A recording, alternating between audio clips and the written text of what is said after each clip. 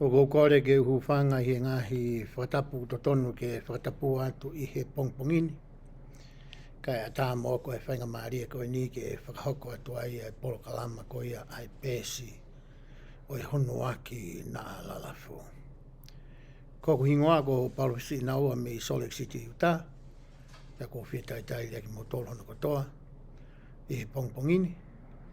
Mo mea mai ki pō kalamaka ma whakaki mo tōu te mo toki mai ngai whainga maari e ko ia mo ngahi taimi ata. O te pe whakamalo ka teki mo tolu ko hui ngā ko mo wahe mo hanga tu whaki mo whakawhiha ni heke nao mamata i pō kalama ko ni ku tau whai whakaui ke honga pita ka te au angai toko ni o ku mo whai i he tawhaaki ko ia.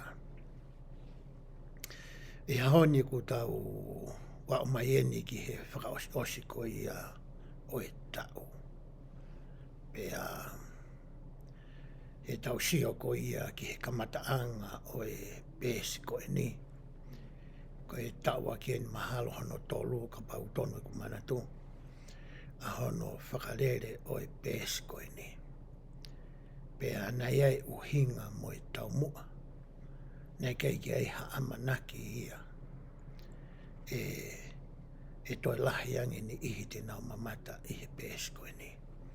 Nei ka mata pia whanau ia whakaukau ia ko e ni. E tangata ko ni kua mila. Ai ia ko e whitala no aki mo e tangata ko e ni. Pena e whai he tangata ko e ni ha whakamatala ma whakalato lahi. Kau hi koe whahinga tare niti. Oku o mau. Kai koe tare niti a oku. Koe mea whuaki a ai otua. Pena e whai ai e whakaanaua mo e whakaamu. Ke whai haki i pō kalama peheni. Pea na e whakairia ki i pō kalama koe ni. I he ngotau koe ni ua ku mahiri atu. Pea he tau ni e tau lawe koe ki whakau mutua. Pea mo wanga de lei koe ia wahe e pō kalama koe ni. Kou tui ku tau wala nima whakataha ai. I hono tu whaki pe kono loma ki. A mamani i ngai tapa ke kotoa pe kui ai hakakai tonga ai. I he ongo le leiko i a sisukalaisi. Ai koe ongo whakawhiawhia. O kwhi mau ke tau ilo kotoa ki ai. Moi ni ho tau ka inga i he ngai whitu ke. O ku nausi tuku au monofo ai. Ko ia i he ahoni. Ai a koe a whakaosi eni. Pe koe kamataanga eni. O e tau sio atu ko ia ki he tohi laukonga fo ou ko ia ki he tau kahau. Ai a koe whakawa fo ou. Pea tau whakaosinga ai whakawa motua. Pea ku tau manga atu eni ki tau whaihaki tala noa. Moha whakatuu tau mua. Pea moe whakatuu hapalani ngā ue. Te tau lawa ai ke tau hanga mui. Pea ako, pea whakatotoloi. Pea whakapapaui. I he ngawe aki whakaata mai. Mo whakalau maaria. Pea lawa ke tau sio whakataha ki he langi, ki olunga. Ki he otua, o tau fōu atu he mālohi o lau maaria mā onyoni. Ke whakamoni i ki ho tau atamai mo ho tau loto mo ho tau lau maaria. Koe whakawa fo ou, koe talanoa koe tuka manaki tau laka atu ki ai. Koe mea mo onia na e hoko. Koe ngai whakahino, mo ngai ako naki, mo ngai tātalai whare. Na e whai e eiki lolotonga. Ene i mamani na ne hange ai ko koe pia moau. Koe e haoni te tau lawe Afrika aku me ngai whonga keke. Te tau lawa ai ke tau hanga o ako. Pia mo i loi e ngai mea koe ni. Pia whakamoni he lau maari ki o tau loto. Oku mo oni. E siasi o sisu klaisa kau manone ngā ki mui ni. Oku iai ha iuniti oku pehe tokoa. Koe iuniti maho inga taha ia. Ai a koe whamiri. o kou lawe I pe e au, o kuiai e toko lahi koe ke nau mau hawhainga maaria, ke langa pe whakotu hawhamere.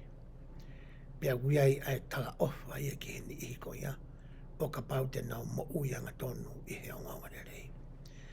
Pea makatu unga I he iuniti ko ia koe whamiri, nei hangai e he otua o mai ki tau tolu ki he mo ui whakamateria koe ni, whakafoi tui tui, ke tau hanga o langa pia whau hawhamere. Ke tau wa usia ai tau mua ngā ue ko ia ai otua I he tohi Mosese, ngahe ula ki vesa no tolu I wa oku pehe. He wakai ko e ku ngā ue en mo e ku mohoku nau nau, ke whakahoko ai mo uita e whaamate, mo uita e ngata, ke whaahinga o e tangata.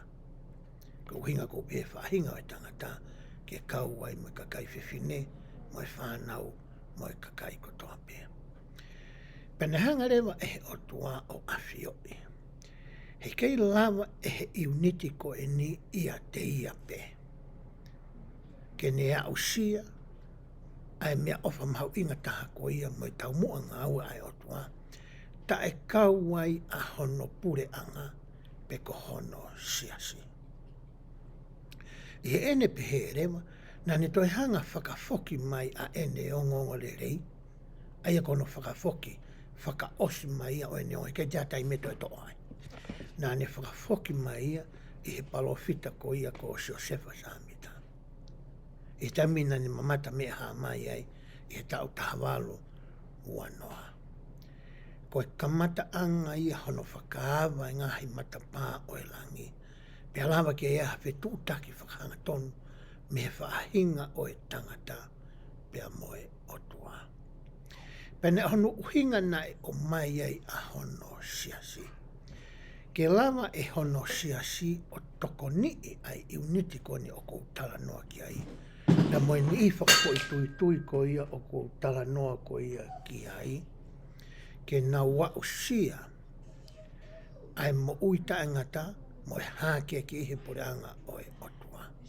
He kui hono siasi ai ngahi Yo wau o kuiai a ngahi fuakawa. O tau whai pia moe otua. O kui hono siasi ai mawhai whaka otua ko ia o I puritapu. Ai o whakahoko aki ai ngahi yo wau. Pia lawa ke whakamau. Pia haia I mamani. Kai uma āwhoki pia moe langi. O ku o mai rewa moe ngahi lakanga moe ngahi whakatutu I hono siasi. Ke toko nii pe ki tau tolu hono kotoa. Ke tau wa usia, ai tau mua ngā ue ko ia ai otua, nā aku lawe ko ia ki ai.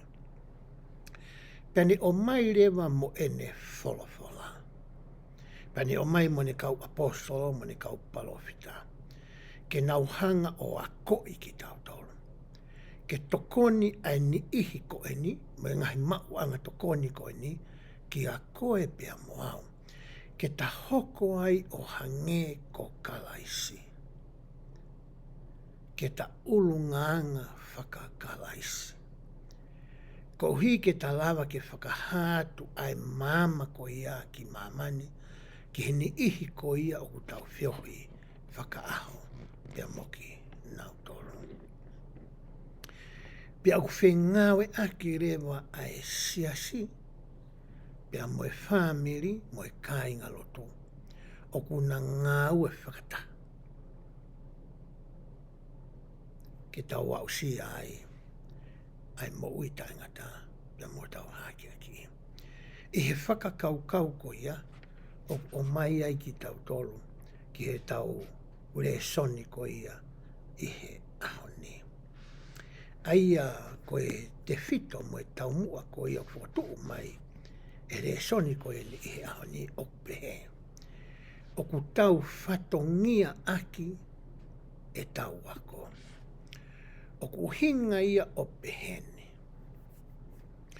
Ko e toko taha ko toa pe ai me mipa o e siaso sisu klaisi o kaumane ngaki moine.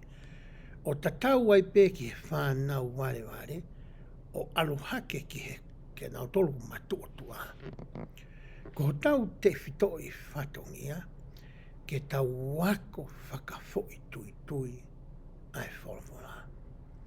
Ke ako e he tamai, I he taimi koe o ku pehe e he tamai, ko ne osi whakotu o ku whainga maari ai ke ako ai wholawhala.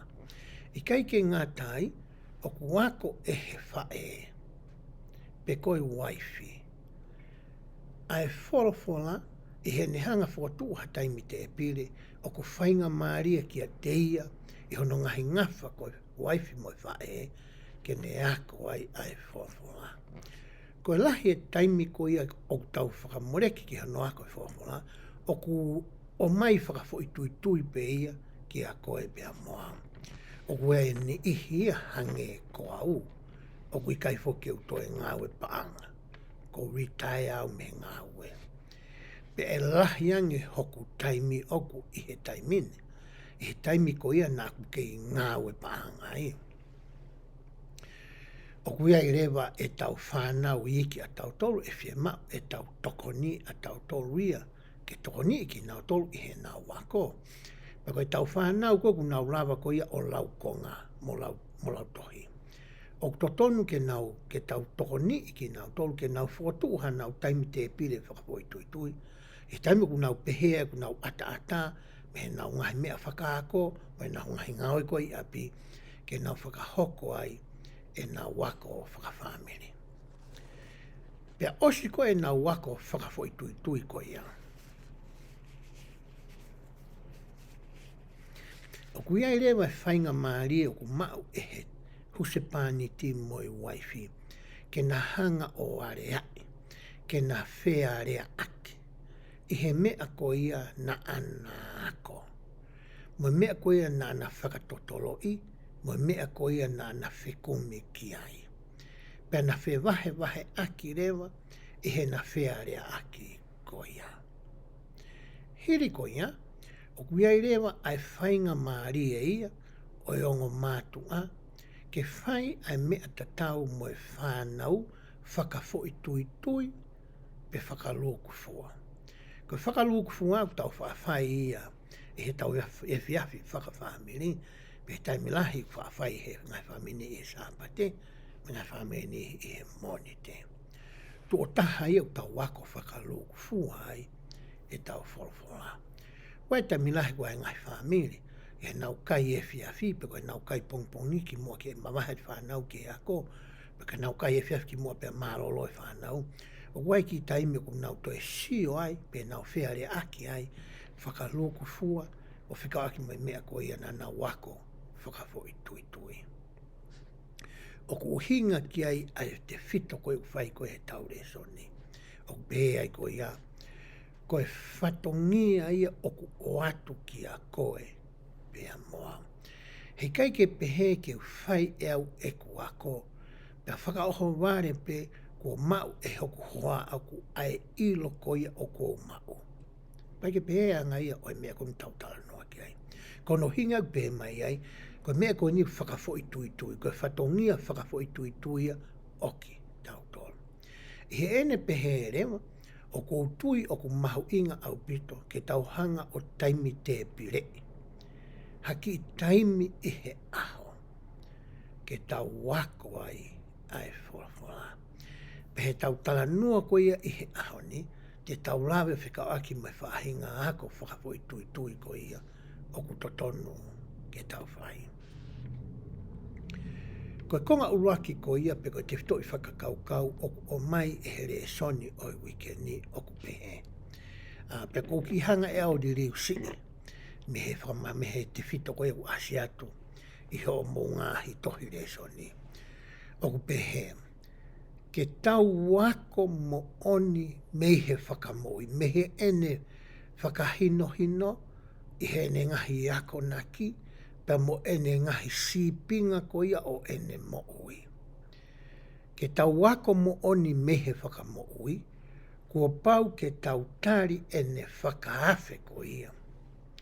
Aia na ane pehe, hau o moi moi I a te au. Na e whakawa e ai whakaafe ia ko eni, i he tala noa maaria ko ia i he wholwhala, o whikau aki mo ki tangata koloa ia.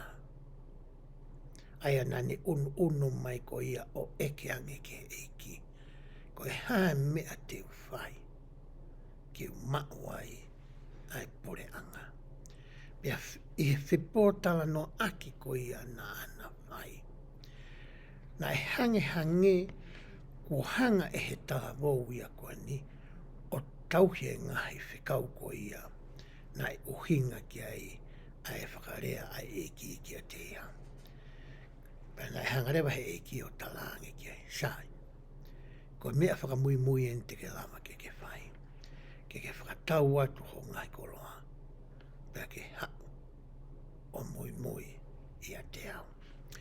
Ko ni ihi ko ia na e mui i he otua, pe ki a sisu kaisi, e taim nani mama nei, na e ui ki nau tolu, ko e kau a konga ai eki ko sisu kaisi. Ko e taha e tau mua, o e tau wako ko ia, ai ngahi wholofola, mo e tau wako ko ia ai ongorei o ku tau kauai. Ke toko ni i ki tau tolu, ke tau hoko ko e kau a konga mo oni a sisu kaisi. Ai kono whakahuinga e whuirea ko e ākonga, ko hatangata o ku mui ki hatake. O kui ko e kau ākonga a sisu kalaisi, he na anau mui ki a sisu kalaisi. Pea ko e tau mua ia, o e whinga ko ia ai se asi ki a koe pea moau, ke ta FATONGIA aki a hono ako ko ia o e whorwhora. Pehere ma ehe whotuu ko ia ai rea soni ko ia tau sio ki ai i he ahoni. O whekau aki mo e whaunga ko ia, o ku totonu ke whakahoko aki ai, e tau hanga ko ia, e tau whinga ko ia, ke tau mui ki he whakaafe ko ia, ai eiki, ke tau mui ko ia, ki a te ia. O pehere vai, o kuia i e tuunga la lahi e tolu, te tau hanga wakai, pe te tau hanga o siofi, i he taimi ko ia te tau wako ai whakawa whou, i he tau kahao. Uraki whakakaukau whatu mai, ko e hā koa ai ngahi ako naki, mai ngahi teftoi mooni, mai ngahi teftoi ulunganga, o kuhanga e he eiki o a koi mai ki a koe pia moau, i he whakawa whao. He tau tānoa koe ki he wha i kōsperi, ma tiu, ma ake, loke pia mosione. E ku nau pehe koe synoptic, pe ku nau sio, koe winga whiria koe optic koe sio kau ki otomata. Koe sini a ku hinga ko hamea ku nau whaita tau. Ai a ku hinga ku hanga he kau tangata koe ni o whakamatalai. Ai mea tatau ka ku nau hanga o siofi ai ngai mea ko ia, me he ngai tawha aki ke o whakatatau me he ni ihi ko ia, o ko whai ki ai a e nau tohi mo e nau whakamatala. Me tai mua e tau wako ai koe ki he ngai whakahinuino ko ia whakamoi. E whi mau ke tau hanga i loi koe hā koa ai te whitoi toka te rini, pe koe te whitoi mo oni, pe koe whahinga tō o ngā mo ui o ku ne hanga o ako i.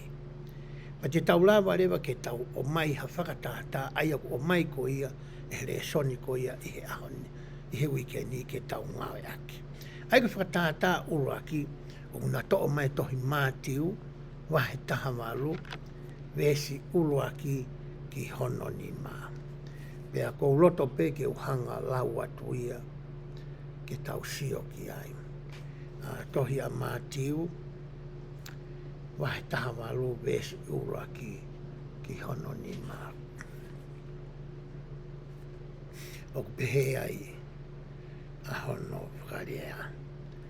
Pea ko tui te uhanga pe, o hrui atu pe i he telefoni ke tau sio ki ai. Pe vesi uraki, pea I he aho ko ia, na e hau wai ai kau wā ko ngā kia sisu o nau pehe. Ko hai o kulahi I he pure anga o e langi. Hanga I raki weesi o mai ka teki tautoru. Ha whehui na e hanga e kau wā konga ko ia a sisu o eke ange ki ai. Tako whewhui o pehe. Ko hai o kulahi I he pure anga o e otua. Pea hokua te lau ai wesi. Pea ui e sisu hatamasi ke aluange ki a te ia. O ne tuku ia ki honau hao ngā. Tari maaria na e whai e he eke. Kai ke ni hanga ia whakamatalai pe. Ka ne toi hanga o mai ai mea ke ni whai aki e ne whakatata. Ha whahinga mea ke nau sio mata ki ai. Koe nau whanongo pe. Na whakaamue e kia ki ha mea ke nau sio ki ai. Pe taimi koe te nau sio ki ai pia whai e ne whakahino hino. Mo e ne tari koe a whoi whehui ke nau whanongo ki ai. Koe mea mahu inga whoki he tau ako. Oku kai ke ngata I he tau whanongo. Kau koe mea tau sio ki ai. Hange koe lau e palo vea pe kau paparangi. Koe whoi whakatata e taha. Oku tatau ia mo whoi rea e taha. Ai mea kou tau sio mata ki ha whoi whakatata. Na koe mea rewa na whai e ki he vese honoa. Nā neo mai e ki tamasi o tu I mua e kau wā konga kasi. Pea hoko atu lewa e ne whakamatala nā ne peang. O ne pehe. O kou tala o ni atu ki a teki motoro. Ka pau e I kai ririu aki motoro. Ke tatau mo e tamaiki I iki. Kai hanga e iki o maha motua, matuatua. Pe ko hatama lahi. Mai e ki tamasisi. Pene whotu I mua ni kampane talangi ku kakaila lai koe ni. Ka pau hei kai te mouririu ke tatau mo e ki tamasisi ko ene. Pe hoka dewa ene whamata. E I kai te mouhu kihe pure anga o e langi. Mahau ka taimi koe na hanga he eki o whaifoi whakatata koe ni. Ku pehe tō lahi, ko haka mea uhinga ke masi. Koe ne mai ki tamasi, whakatū I mua eki maa tō tala mai, ka paika ki mau hange koe tamasi koe ni. Pe toki whailewa ene whakahino hino. Hoka te vesi. Ko ia tene whakawaiwai ia. O hange koe tamasi ini. Ko ia pe o kulahi ihe pure anga o e langi.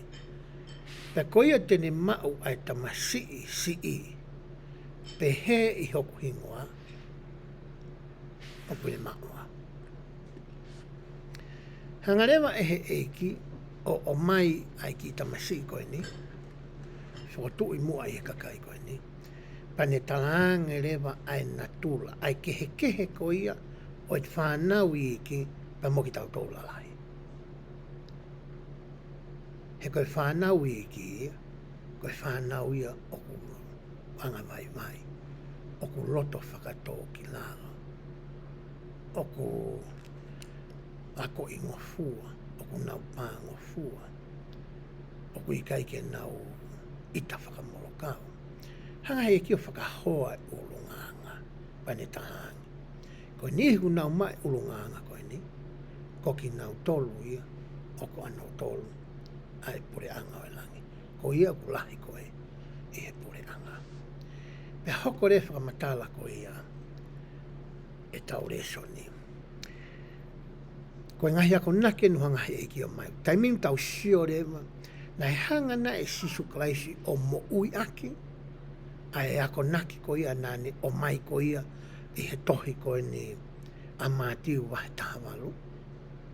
Mea ni nei koa mea pēna ane rea aki, o ki kai ko me ia na ni mo yaki ko me te tau hoko at ko ki ai te tau au rewa me he mātiu wa he tahawalu ki he tohi sione wa he taha tolu wesi uraki he taha ni ma pe kai te ulau ko toa atu ia uia ai u wesi koe ni kai te u au atu pe o au hi atu unga te u to me ala lahi atu ai pe ai o whikau aki pe a moe mo whakamatala ai wesi koe ni ai au tala noa ai ngahi wesi koe ni ki he oho mohe whaka osko ia na e whai e sisu kaisi pia moe ne kau apostola pia koutu iau te tau toki lawe whakaiki ki tau tolu ki mui o whekau aki mai ngahi wesi koe ni. Koe konga mahu inga taha oi wesi o totonu koe ki wau koe ki ai ke tau hanga to'o mai ha whakatātā mehe mo ui ko ia ai eiko sisu kalaisi ke tau sio whika aku me te whito i mo oni ko ia pe koe te whito i tui pe koe tukaha te rine ko ia nāne ako e. Wesi ono whaaku pehe.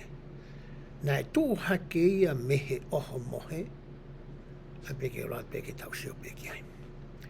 Nā e tū hake ia mehe oho mohe, o tuku hono kofu, pea to'o ai holo holo ono no o ia. Pea toi riringi e ia ai vai ki he kumete, pe koe pesoni, pane kamata fufulu ai vae o e kau akonga. Pea holo holo aki, ai holo nae no aki. A koi mai he eko sisu klaisi, i he tohia māti wa he tāmalu, ai whainga ulunganga ko ia, nane hanga tānoa ki ai. Ai anga whakatoki lalo, ai ulunganga vai, ai ulunganga whakasevaniti. Hangarewa e he tohi asione o to'o mai. Hataha o i ngahi tala no, na hanga he ki o whakahai, i he ne mo ui ana. Nā ne mo ui aki, ai mea koe ia, nā ne a koe. Ane to'o hake, ai pēsoni vai koe ni, pe koe kumete vai koe ni. Pane hanga rewa o kamata ke fufuru, ai vae koe ia, me kawakonga. Koe aloni oi otua, ko hono alo tope tahaen.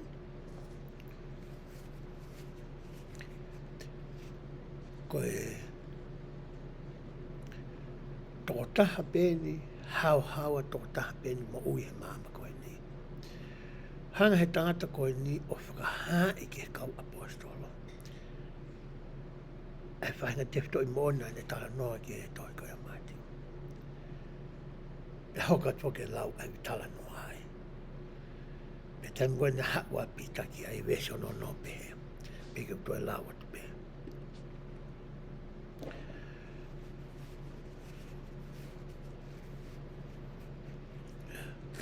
Pe hau wai kia. Pe hau wai ia kia Simon Peter. Hoko mai ene fufulu koe wae kau tangatani. Ia o mai ne kia Simon Peter. Pe pehe pita kia teia eike. Te ke fufulu hoku vae, ko whiwhiu ia nange pita. Shata pita ia. Ko hanga mai he kia fufulu mai vae kau tamu koe. Ko nia mai koe ke uto eke te pita e whiwhiu. Eke te ke fufulu vae koe hoku vae. Se whaka pita ke hanga koe e natu. Ko pita eni koe taki eni o kau apostolo. Ka ilofa ke pita hono kehe koe mo sisukaisi. Tau sange ke tari koe nei whahe eke. Pereanga si suo pehe kia teia. Ko ia o kuo whai, o kui kai teke iloni, kai teke ilo i amoe.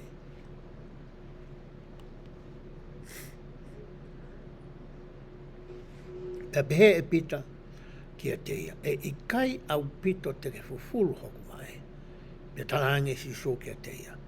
Kai te ufufulu koe, pe kai te ke kau. Wow.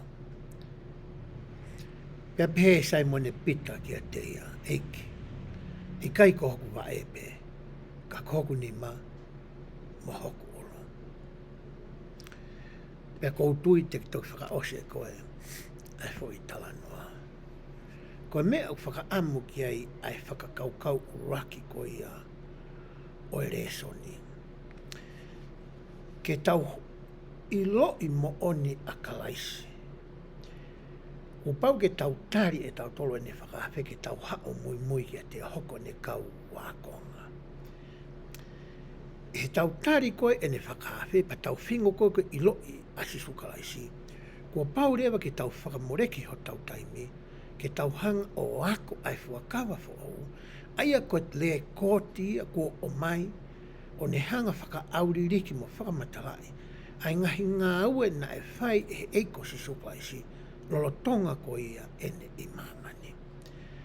Pane o mai ia he le sonia whakatātā pe taha koe ni, pa te ke ngāwana ia ki ngāwe aki ai whaunga ko eni, ke hanga siofi aki a ngai te whito i mooni mo ngai toka te ine kehe ko ia na e a koi ehe eiki.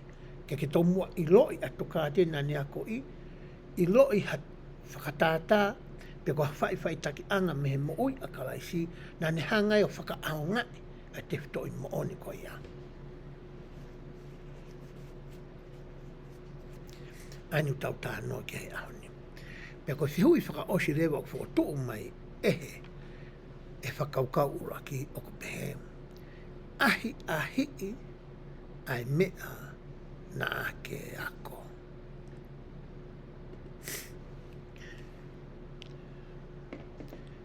Ahi ai mea na ake ako.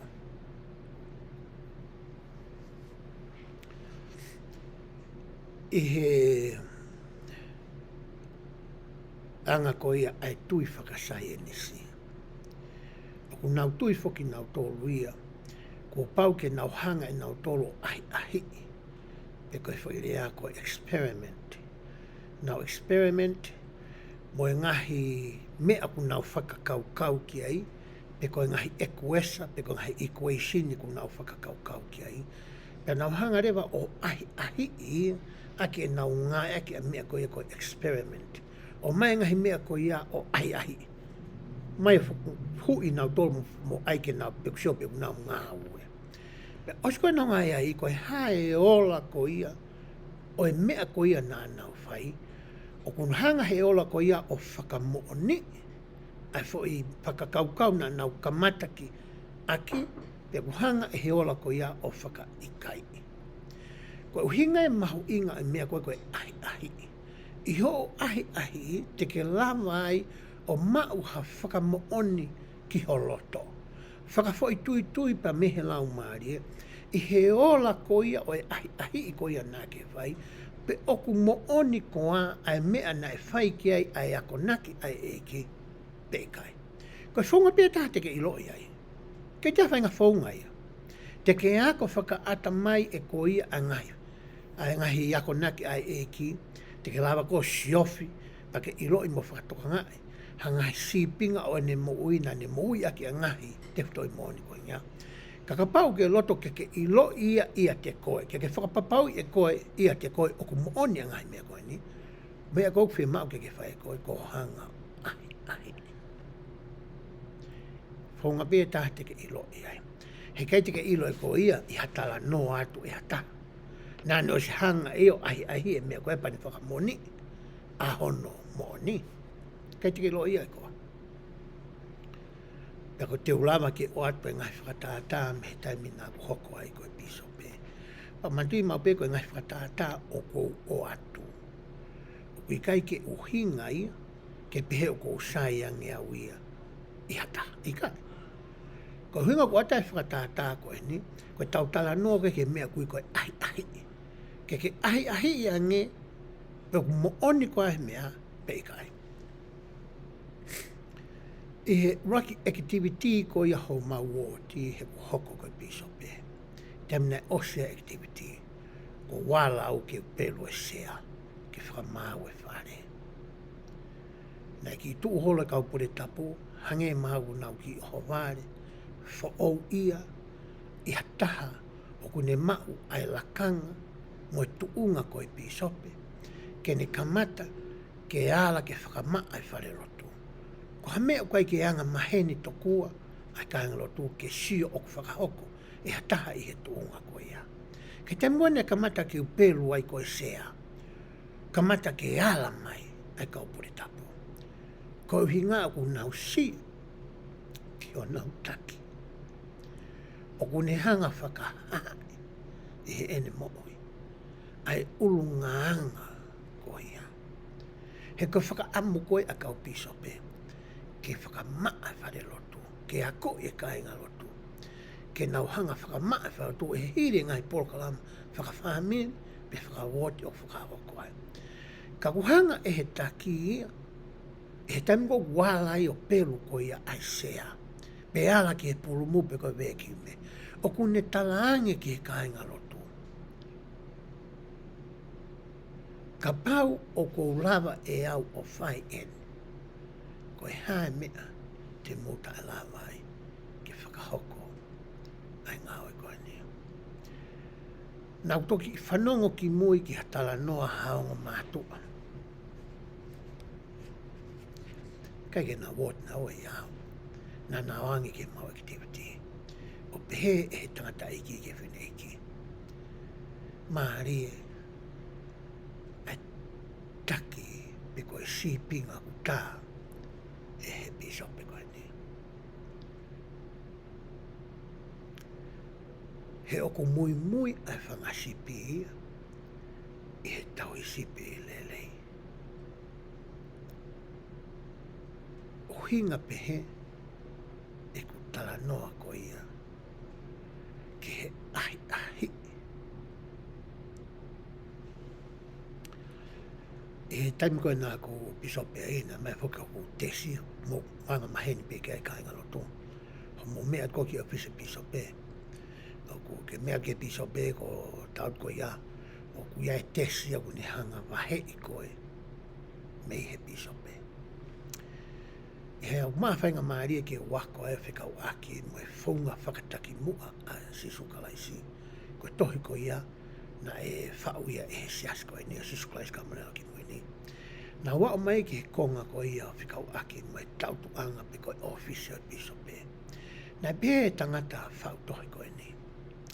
E he taimi aku hū mai e ka inga lotu ki a koe pisope hinga beni ke te au. E ako nāk whai. Pa ia ha tesi o tu i homo waha. O ku hanga e he tesi, o ku hanga e tesi ha a wahe wahe. E he waha o koe koe pisope, pia moe me mipa. Hanga e ku hanga e he tesi o talange me mipa, o ku ke saiange koe ia teia. O ku ke maolunga ange koe iai. Ko koe ia koe taki, ko ia koe kainga rotu. E hawat whamatanga e tangata whautoa koe ni. Nāne pērewa, e kautaki. Ka pau te mauto o e te si o tuku ki he tawhaaki. He koe te si ia nai o mai bea ke tuku ai hiri ai ho laptopu, hiri ai ho tohi ke to atu mei api, hiri ai ho ngahiri potu ke mai me MLSA. Pe he tolo au whao ai ho ngahi nau ai. Pe ka pai tuku pe ia ki he tawhaaki. Pa ke hanga pe koe ki ai whai ho ngau. Ko ni ho mai pe me mi pa, ko ke tafoki mai ho sea o kai to ia a wahe ia. Ia koe moe me mi pa. Pa pere wahe tama koe ni. Ko lei mea kou ki hanga whahaenge me mi pa. O ku ke tatau to pe koe. Pea moi. O ku iai ho ngahi whainga tā ia o ku ke whi au moe au tata. O ku ai ho ngahi mamahi ia. O ku ai e ngahi whehu i ho ata mai. O ku ke kaipeke ke toi kehe koe moe me mi pa. Me taimi koe te ke ngāo e ake ai whungo ni o hange ke whai ni hino e tama tohi koe ni. Nei pere wai tama. E iai e whahinga hai ia. E he waha o koe pia moho kainga roto. E iai whahinga tupulaki ia i homo wā momo whetutaki. E he taimi te ke ai ia. Koe mea koe nāku whakaamau ki ai ki whangange o whakapapau pe ku mo one lau ai tama koe ni peikai. Koe mea nāku whai nāku hangau toho tesi. o fotu ia ke horisi. Pe hanga pe ke horisi fai ku nga we ko ni huma pe ta ke ko fi o ta fo ko sea o ko heke mai au o ma va fi pe mo to ta ko ni. Tamina ku hanga e hi e me ko ni na ku whakamoni ai lau ai tangata ko ni. Na ku ngo i ke me mbani aluangi o ku kai te hamea tene hanga hai ia. Ke whainga tā ke rea mai ka te au. He pai ke sio ha keiki o longa. O ku sio mai pea mata ke mata pea moa. Ko e tangata te tau pea au pea moia. Ko homa ke he pe, ko e piso pea au. O ku uhinga ki ai ai whakakaukau ko ia. O ku whotuu mai ko e ni pe. Ke tau hanga o ai. Ai mea ko ia. O ku tau ako.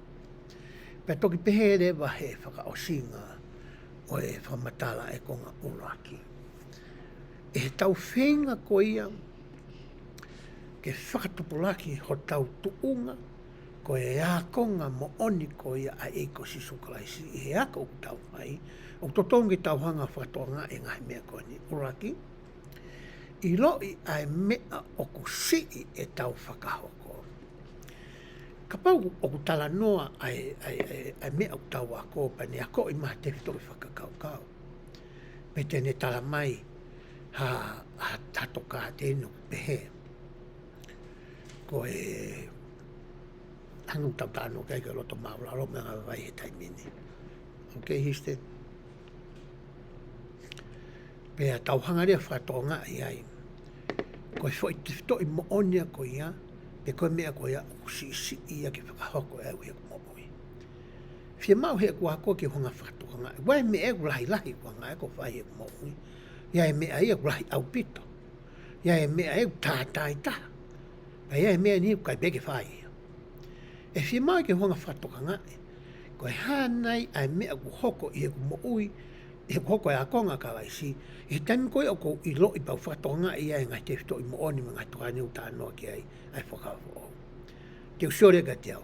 Koe mea koe ni o ku lahi au pita ku hanga whai he ku mo ui whakaaho. O ku lahi pe, taimi pe e ni e, pe ku haha mono fia, pe ku ikai ke ku hanga e a whai. Tō taha mea koe ni. Mea e koe whia mau ke tomo a sio koe ki ai. Pe ku hanga whatoanga ai. Ko mea rewa no hoko u tala noa koe ki ai, e tau re soni o ku pehe, ke tau whakahoko, hanga he ni reo. Tamu au tau whatonga i ai koe, ai tuunga koe, o i tau whakaaunga i koe, a ngahi ako naki ai eiki. Ma tau whai rewa hari reo. Ka pau rewa u te kei ke tau ai hai tō tā. Ko i riu ton ke tau whai, ke tau hanga ai ai. Ka pau reo tau whai tō taha pe, ko i rite tau lau whai ki tau ahi ke tō ua pe tolu pe wha. Te ka pau pehe ku ha molofia pe tau whai, tau hanga ai, ke ua toi ha molofia, kai whenga i ke hoko koe konga ia oi mo ui. Koe mea te tau lava koe ke whai ko ia, i he tau ngawe aki ai fwoi whakaafe ko ia eiki. Ka pau tau whie mau ke tau hange ko ia. Pea toi mahinoanga ki a te ki tau tolu. Ke tau wako mehe eke. Koe mea whi mau koe ke tau whai. Koe tau lau koe whakawhau ke tau kahau. Tau sio ke ngai tokāti te toi mone kune ako i. Ko hea ngai whai taki anga whai eke hene mo ui. Pea tau hanga whakahoa ia. Moe mo ui whakaaho ko ia a Paulo Sinawa. E ka pau reo kui kai ke whakahoko ai. Ko me reo whia mau koe mo whakaanaua ki ai are so ni. Ke tau hanga whakahoko hanga he ririu. Ko e whonga whakausi whakotuu mai koe e re so ni ke tau lawa ai koe ia. O tupulaki he tau tuunga whakahako ngā. Ke tau whenga, ke tau mui ka kato. Ki he tamai he wani. Pea mohono alo ko ia ko sisukalaisi. Pea toki lava pe mui ka kato ko ia. Ka pau te tau hanga o iloi. Ai mea ko ia o whie mau. E o tua ko e tamai mohono alo mea koe pea moau. whonga pe te tau lawa mi mui kakato. Pe te tau ilo ia, o hange ko whaka ānaua a tau mua whakaloko fua o le soni au ni. O tau te whitoi fatongia takitaha ke tau wako a ene o ngongarere. Te tau alu rewa ki he te whitoi whakaukau ko ia hono wa. Ai ko pehe tau fatongia aki e tau wako. Pea i o tohi re soni o kui ai harea ai a tangata apostolo ko ia ko petna o ko pehe. O kui kai to tonu ke tau amanaki o e hanga e whaunga o e siasi o a koi pe talamai ke teki tau tolu ai mea kotoa o ku tau fie mau ke ilo mo fai ke tau hoko ai kua kaua a konga mateaki mo kātaki i he loto toa ki he ngata anga. Ka koho tau fatongia whakatau taha ke ako e mea o totonu ke tau ako ke moui aki e mea ku tau ilo o ku totonu ke tau moui aki pea moa usia ai tuunga o fie mau ehe eki ke tau wa usia. Pen whakaose ne le ape he. Pea koho tau api ai feitu le leitaha ki he ako mo ui aki ai me o tau ako. Pea tau to e a usia ai tuunga ko ia o whakaamo eiki ke tau wa usia. Hange koe koe mea nā ku whakalawe ki ai i he whawhiro aki i tau whipōtāno aki. Tau sio rewa heni ki he siasi, pea mo api, pe koe whamiri. I he kuonga koe ki mua, pe ngahi taimi ki mua, na mi whakawhalala pe ai me mipa o i siasi o sisu klaise kau maana ki muni, ke nau alu ki apsiasi ke a koi ki nau tolu e kau whai ako ke heke e he ngahi houa lotu ke heke i apsiasi kau mai kau malanga ko ia e he hoa lotu sa kalameniti. Koe mea nei whai e kainga lotu ki mua. Na kei pe ke tokanga ai kainga lotu ia ke nau hanga o ako ai o ngongolelei i api pe nau toki hao ai ki apsiasi. Nā ku papi rui ke sias koe ni e tau tahiwa fitua. Ko tau tahawalu mo konga ia me tau tahiwa. Pea nā ku hanga o iloi whakapapau e. Koe nou ko ia pe koe si ko ia o e ku ilo o whikau aki mo e ongonga le lei koe ni. O whakatatau ki he ni ihi o nau tau motua tatau moau na e wha e le i pe ako nekina, e hori palai meri, e kau talumo e kau whini mui, o ku lahi mamau e nau iro a nau tō ki he ngō lei, ia te ham. Tau sanga whapapau e mea ko ia, e te au nau papi ai. Koe mea rea na e whihui na hako ko ata mai, koe hae mea te whai. Ke o haki ai e ku ilo ki he ngō lei koe ni, ke me iofi ki he ni ihi ko ia, na e whanau i siaso sisu klaisi e kaumare haki moe ni. Ko kuonga mātua na keke na siasi. Ne hanga rehe tamai e whakatau mai a tohi commentary pe koe tohi whakamatala whakaikiki o e whakawa motua me whakafo. Koe te urape nao he maamahi motua koe ni a tohi koe ni mei ia. Ko me pe ko iloi ko ne mea ofa ia nā ni o mai kia te au. Pea nai hanga e he mea ofa a tamai koe. O mai ha whakawae, malo. Kia te au, i he ku whakakau me ku tau mua ake. Ke wako ai o ngōlei. I he waweta, i he lahita te ulawa ko ia ke ako.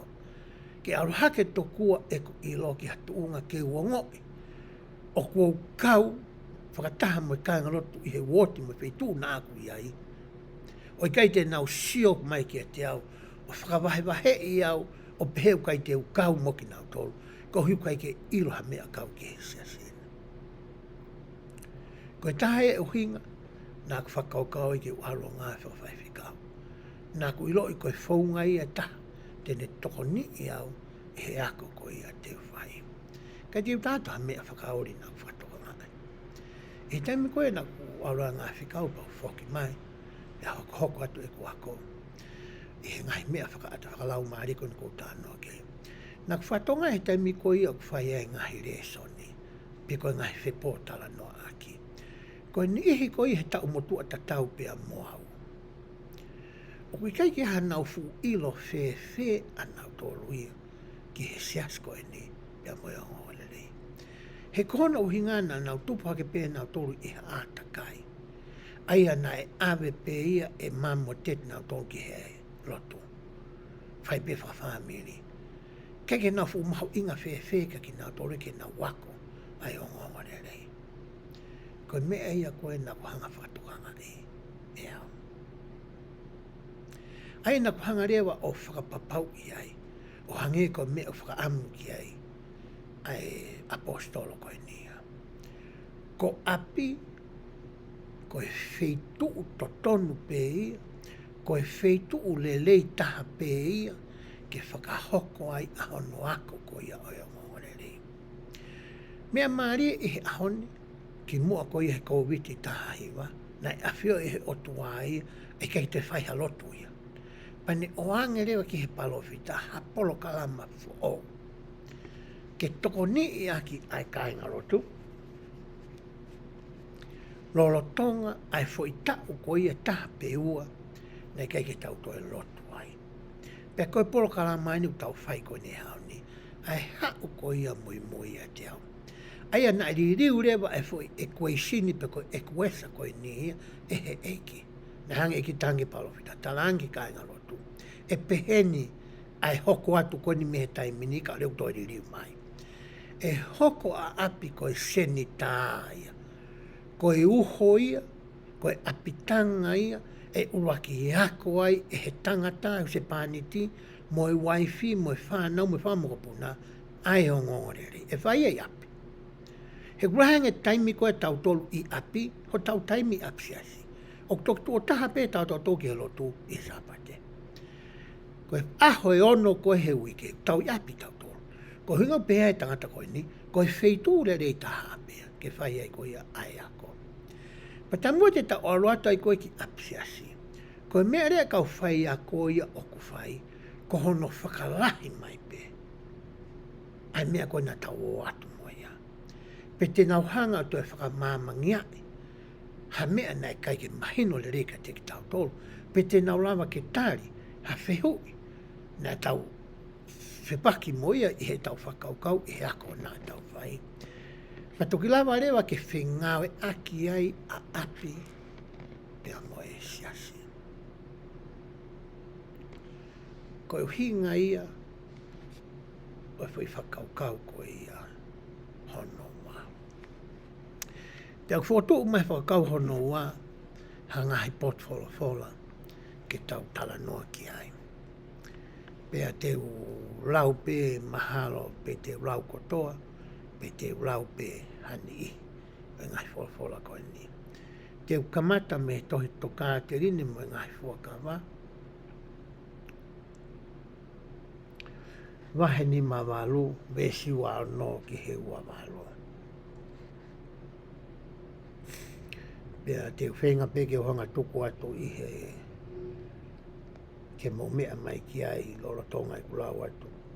Ai ngahi vesi koe nia.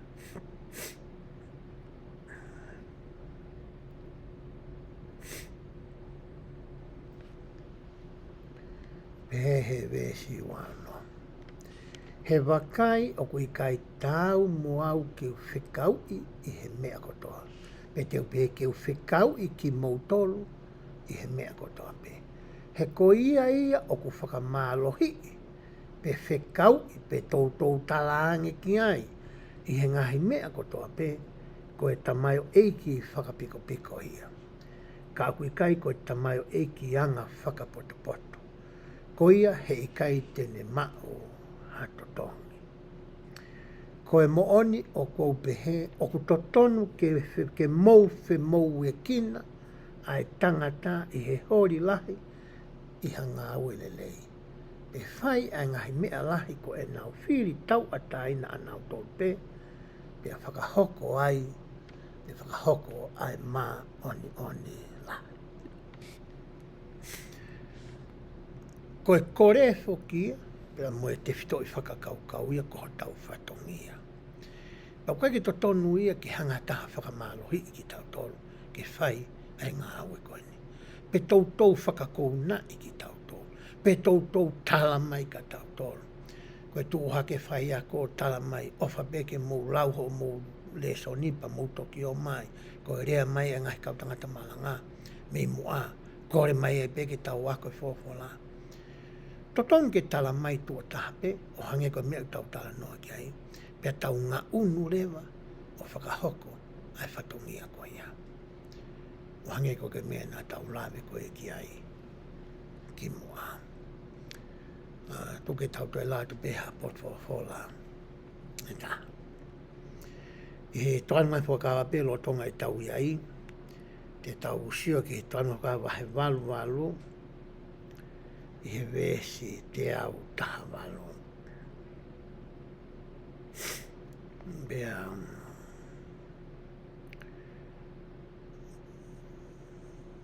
te ulau atuia, e te au taha walu. Batu kai peke mo sio mai pe mo mea mai pe ki ai lo tonga i kulau atuia.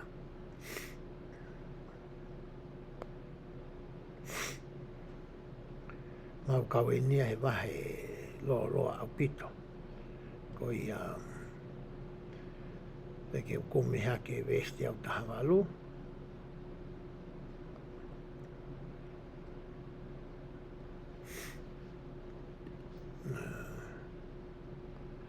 Pe vesti au taha walu.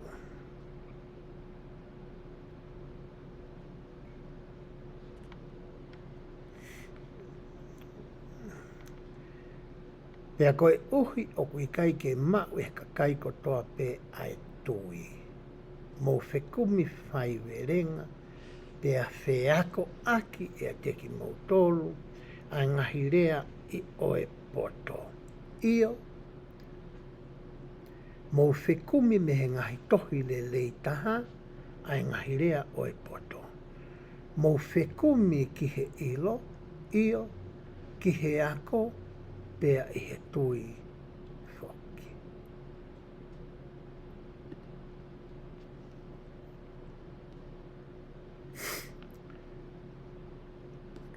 Koe whakahino ai vēsia ko eni. O kui kai ngata i he tau wako pe ko ia ai whorafora. Kau toi iai mo ngahi tohi.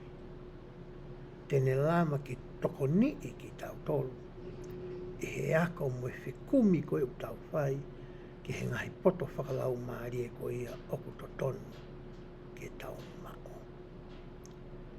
Tau kai ke ngata i he tau wako pe, ka tau ngā aki ai tui, lolotonga ai ako ko ia oku tau whai, pe koe whikumi ko ia oku tau whai. Ko tau FATONGIA o ki tau tolu, ke tau kumi ke ngai mau anga tokoni ko ia. I aho ane a whina ko mawhainga maaria ke lere atu ai ke whare tohi ko ia siasi, o ku tuu i he tawhitu saute, me hala ko ia ko e Redwood Road, ko e Redwood. O huat ke whare tohi na ko lau ia whakasio e tohi, na ku sio ai i he polokalama e o tangata ko ia, toke tāpe ko e palofesa i he polpola me BYU. E wala tū kai ke mau he whare tohi a koe ni ai tohi. Ka nā ku o mai e au ha tohi e ta. Ai a koe tohi nā ku ala tū pēo ku oku i he whare tohi. E tami nā ku siwa i ke tohi koe ni. Nā ku iloi e tokoni au pito ia ke te au. E he ako mau whikumi ko ia ke uhoko. Ko e a konga a kalaisi, pia mahino le lei, a ngai whakaino hino nāne whai. Ko kai diro pe ku mo maro mo mea mai peki ai, i he screen ko nā koe. ko hingo ai ne tohi ko ia na ku whakatau mai ane a whi o hao mo ia me he whare tohi. O ku iai hakau tangata ma kau whiwhine ko hanga he ki o tāpu e kina aki. Ai poto whakaata mai he tawhaaki whakaskola i he ngahi whola. Pea ku nau tokolahi a putu ki nau tolu ia i university ko iai o BYU ko ni i Provo. Pea wai nau ngahi polo kalama ki ke.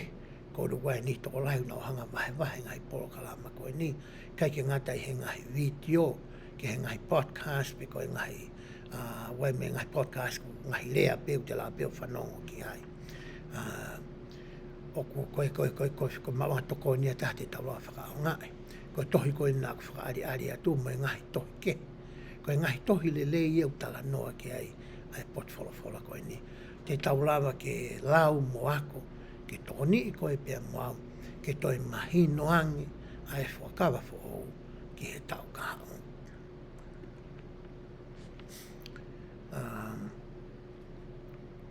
Te u lau tu ai tohi uraki ni whai,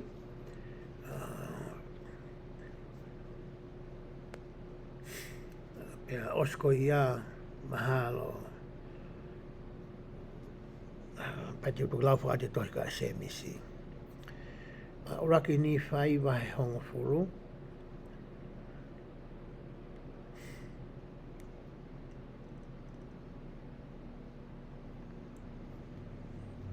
Ves tahi tu ke tahi wa sai be ni ku ves pe ku wa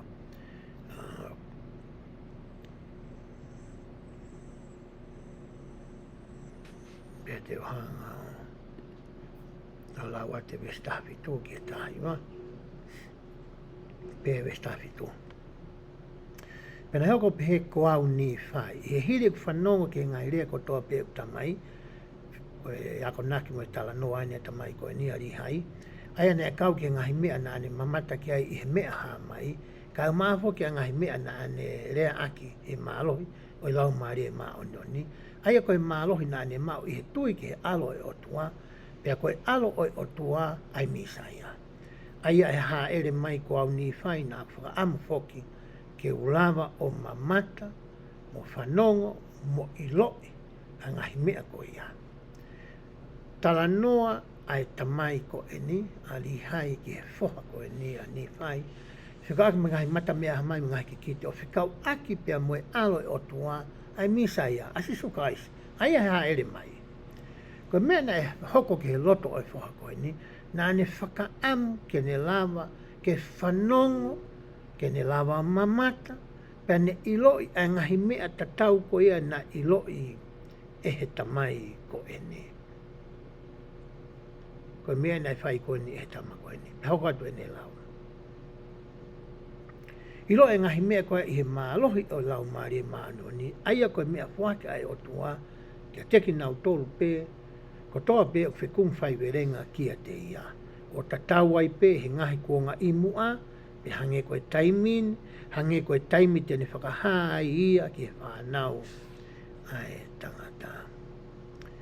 Ko mea nai whai e he whoha koe ni, e taimi koe nane whanonga ki ta nane whakaamu e ke ne iloi pē e ia te ia pē. Pea ku mooni koe ngahi mea koe ni, pē i kai. Ai aku tau inasi, i he fie ilo, mo e whekumi ko ia, na e whai ko ia, e he palo e tō taha ko ia, ko ni whai.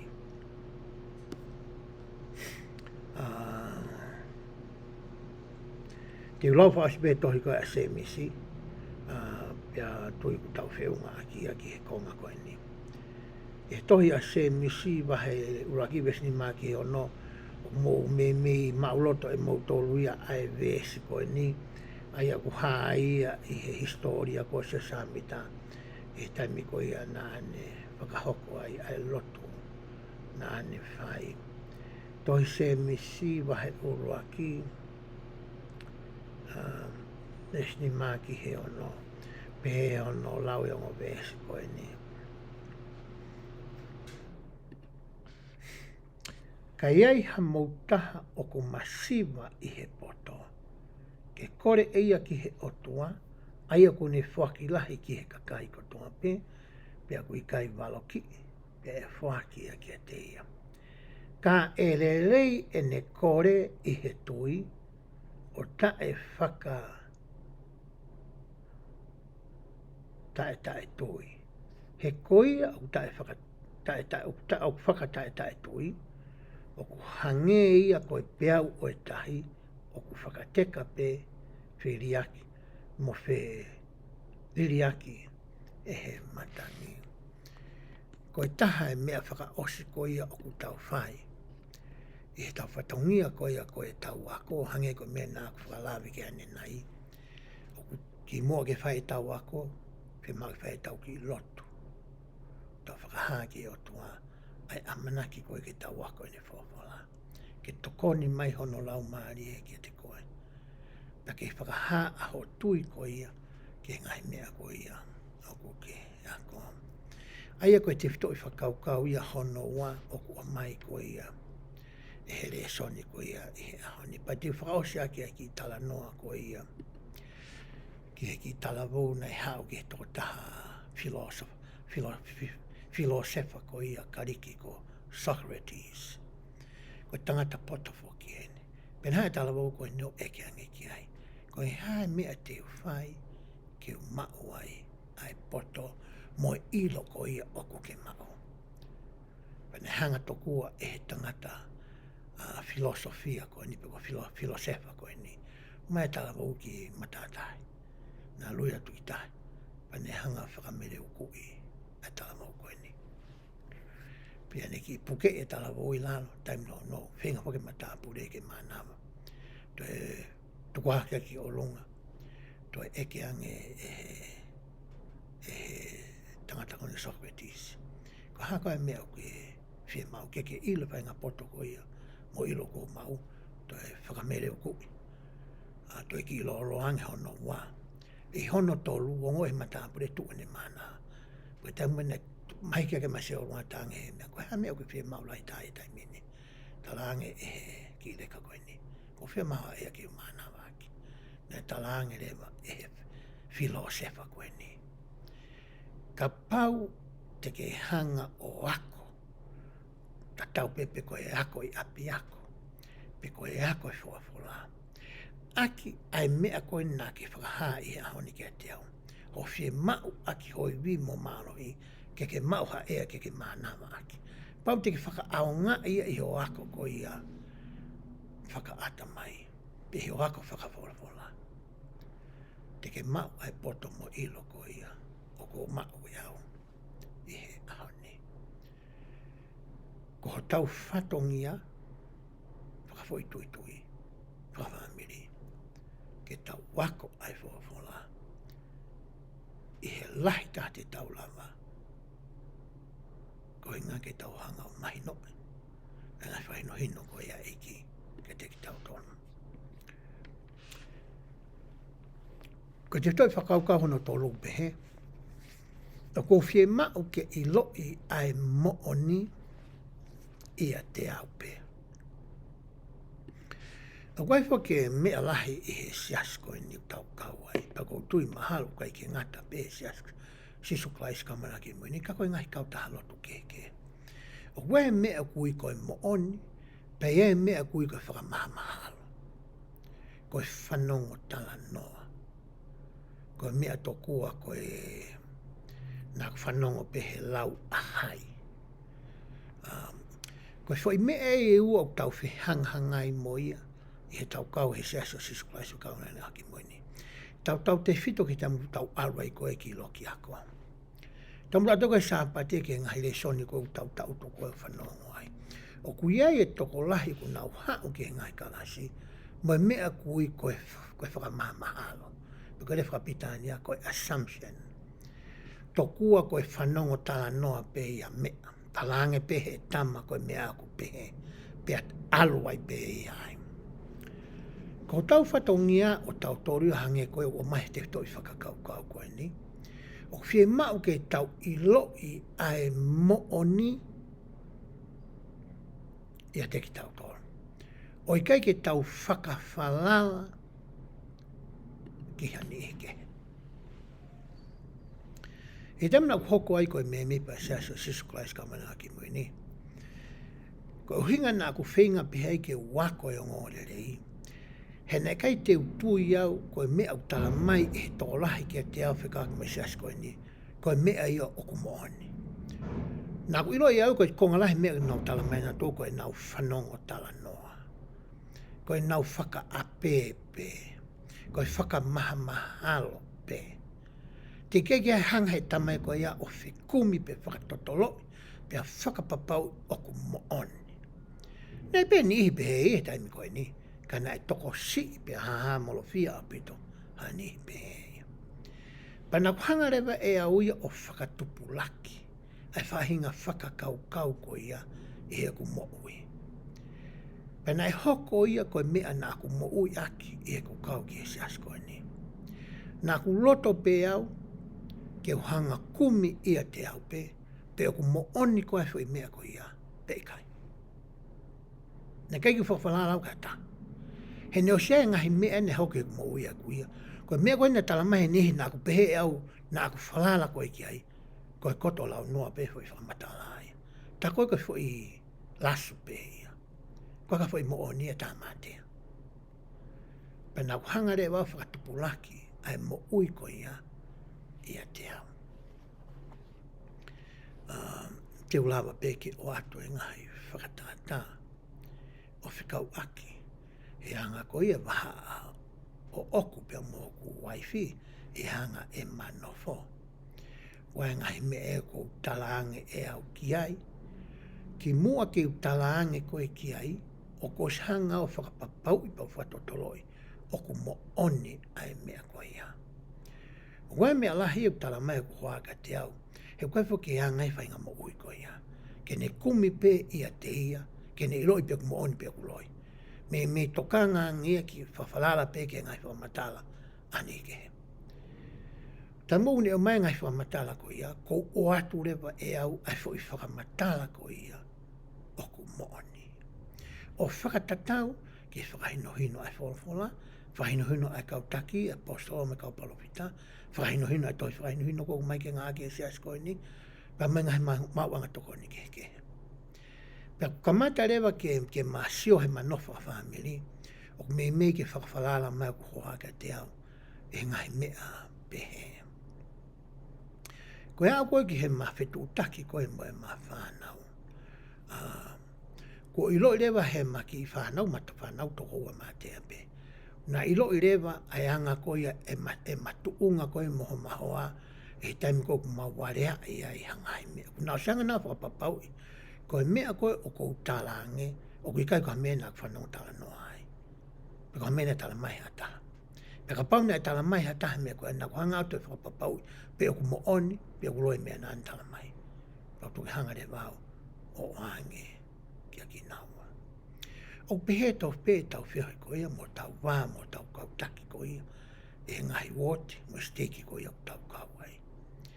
Wai ta mini kuna hana tolo tala mai e mea. Ta koe koe mea koe na e whai ia, e kau pisope ia ki mua ia ki nao tolo. Paka nao hoka ke pe koe pisope, pe pase steki, pe nao whakaaonga i pe nao tolo mea tatau. Tā koa koe whai mea koe whai whananga pe ia. O kui kai ke whakawa e ia, ia fo mooni, e tā mātea. Koe mea koe ia ia, koe mea pēna e whotu, koe whakaukau pe ia e tangata. Koe whakaukau ia o tua. O kui kai koe mea e whi mai o tua ke whai i hona sia si. Pēnā ku o atu i he tautala noa koe he ui kua si, ai fwoi whakatātā mahino e ua ai, o whikawaki pe moia. Ke uate fwoi whakatātā mahino e ta, na to roko pe ia, i he weekend. I sāpate konu amanaki tau hoka kia e sāpate uruaki. Na e tasala tokua o pehe, i he ngai steki tonga o pehe. O ku tau lotu tua tāpe. Ko wheu koe na ku eke e au ia, na e mau e fo i whakamatala ko ia, me whe ia. He koe tohi whaka ofisiare ko ia na e o mai pia whakamo o ni nima ki ai. A neo son, mo oaks, pia mo airing, ai a koe palofita mo no toko ni, na e pehene whakarea fo i tohi ia. Ko sa pate ko ia aho ni ma. Te tau lotu tu o taha pe aia ko sa kala me ni tipe. E fai e sa pate o aina tau toksi tua mea. Ko sa pate uruaki ko ia o sa anuari o iwa noa ua tolu. Na peheni hono tutu ni ona uruaki. Te tau lotu i he foi houa e ua kakato. Ua, ko whenga i he kautaki ko ia i he steiki, ko pai wha steiki, ke unuaki e sāpate au kai, me sāpate uraki ko ia sānuari, ki hatoe sāpate kehe o sānuari, ko i uhi ko i pōwhaka o stauki he pōtoko naki. Ia ngahi wote e nau ngahi hula, whe mau ke tuku he taha wā. Pe e whaki mo i ki isapa mo i whe pōtā noa ki apsiasi, hange ka whakamatala toi whakahino i no, te nau lau ki e ahoa ta, pe hoa taha mo i konga. Pe osko i apa nau toki maa toku ki api. Au pau ke whae kai ia ai. Ko hingai na e kore mai ai, ke unua ki i. Pana toi pehe mai pe mahalo ka pau wanga steiki au ka ki whahe mea pehe. Ka wai pau mga pokam whawhamid. Mahana nau ki au kai pena to sapati urakoia sa anuari, ka koe whakapoto taha, ke unua ki i, ki a sapati ke. Koe tohi whaka ofisi a rea. Aia koe moonia, koe mea ku mooni mo totonuia. Koe tala noa koe na e whai koe pehe o ku lotu tu o tāpe. Koe whananga ia, koe whakamaha loia, koe whanongo tala noa ia, koe ai noa ia ia, koe kai ke whakapapau ia mea kou totonu ke whai. Koe harewa mea ko ia na e whai. Koe whehu i rewa ia. Ka paurea o mai hatala noa pehe, mua tūtuni pehe. Pea o mai mai tūtuni ai tūtuni totonu koe whakawhisiare. Ko hai mea te tau whai. Ko hai te tau talango fua ki ai. Ko whehu ia koe whakatu atu. Te tau talango fua ki he o tua, ai o mai honore eo i hono whakawafonga, pe te tau talango fua ki ha tūtuni o kuwhai i hata i lalo heni. E tunga whakalokare. Ko whehu ia koe whakatu atu. Ko tui koe tari ia, o ku mga tuunga ia, e he anga ho ilo ko ia ki he ongo li, mo e tuunga ko ia, aha o whakamooni mo ho ilo ko ia ki he whakatuutu e sias koe ni, te ke taria ke whihui koe ni. Ko au ia, ko ki ke si ia. O ko hangau whakatotoloi, pia whai mo e whetu utaki, ke whakapapau, ko whe ia koa ai mea utotonu. Nea ko silo le rea ko mea utotonu ke whai ia, ko e tau mui ke toi whakawhisare. Ko mea utotonu ko ke tau whai. Ko mea ko whinga ki honga i loi, ke toi whakapapau i pa whamatai whakamahino mai, ko haa ko hai whai mea ewa ko e niu totonu ke tau whai. Ko e tari ke whehu i, ai nau tā no ke nea mai toi whakawhisiare. O ku totonu, ke lotu, ka kato, ai ngahi woti ko toa pei mamani, e sampate uraki ko ni amanaki ke tau huke. Ko ngau tau whai ai re soni ko ni i he ahoni, he konu ngā te tau lau tohi whakasapate, e sapati ko ni ka hoko mai. Koutui o ku hinga ki ai ai whakakaukau koe ni. O ku whie mau ke tau iloi ai mooni ia ki tau tolpe. O gai mga portfolio o mai ke tau sio ki ai. Pea te ulawa te tohi ko ia a sio ne. Wahe ni maa vese ono tolu hiwa. Ke tau kamata aki na hekai ke ulau ko toa te ngai portfolio koe na. Ko tui te uto whawhi i koe ke lau ia i koe i ho whainga maari ko ia a koe.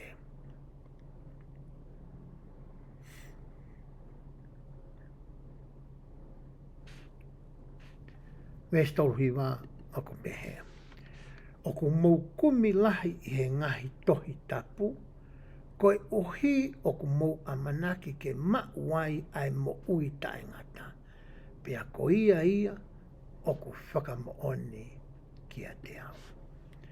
Koe wheitu uia taha ku whai ki ai ahono whakatotoloi, o mea o ku mooni, mea o ku loi. Koe tohi tapu. Koe ngai wholofolo mai ki tau ngau aki. Koe taha ngai whongu tau whatotoloi aki. Ko taha whunga tau tau hanga whatotolo i aki piu hae mea kumone hae mea kuloi, ai toi whakaini hino ko i ku mai e se asi ke whakarere aki ai onga o le lei koe ni. Te taula vai ke tauhanga o ilo i pia whakapapau i au pito ai. Ai mea utotonu ke whai, ma mea koe utotonu o kumoni, ma mea koe ia o kuloi.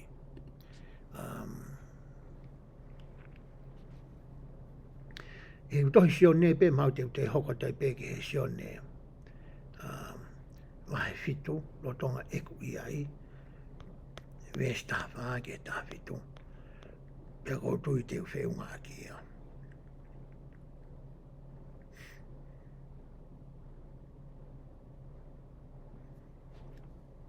Pe vesi ko ia hono. Taha. Pe no tonga i katoa ngane alwaka sisu ke whalot lahi o ako naki. Pe ofo aka kai siu o nau pe. Ilo whakawhewhe e tangatani ai poto. He nai kai ako ne kinai. Ne kai ki aria o ako. Hange koe kau la pai, me kau skalai pe, me kau whalesi, me kau satusi, i he taimi koe ni.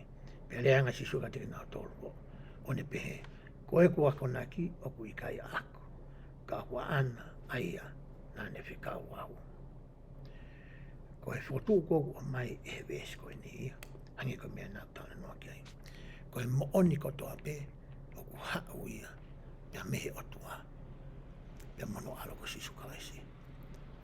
Ko ki naua, o hange whawhara ki koau, koe mama, moe mooni, pia moe mo ui. Kano kato ngai mea koe ni e eki. Ko ia, o kuia e mooni. Ka paure o ke whi mau, o hange ko whaka anaua koe ko mai te toi whakakaukau koe ni. Ke tau wako ke ilo e mooni a tek tau tolpe. Pea tau nofo ia kalaisi. Pea tau nofo i he palofita neo sonia koe whafonga ia oi otua. Pe kei ki hatai me te tau whihala ki ai. Koe taimi koe te tau whihala ki ai. E taimi koe ia te tau tuku ai. Ai mau anga oi mooni. Ka tau whalala ki ho tau poto. Pe ko ho tau malohi. Pe ko ho tau ngai tuunga. Ai o tau mau. Tokua ke tau whaiha ngai tutuuni. Ke ne hanga whakawhepaki. Ngai tutuuni ko ia. Oku mooni.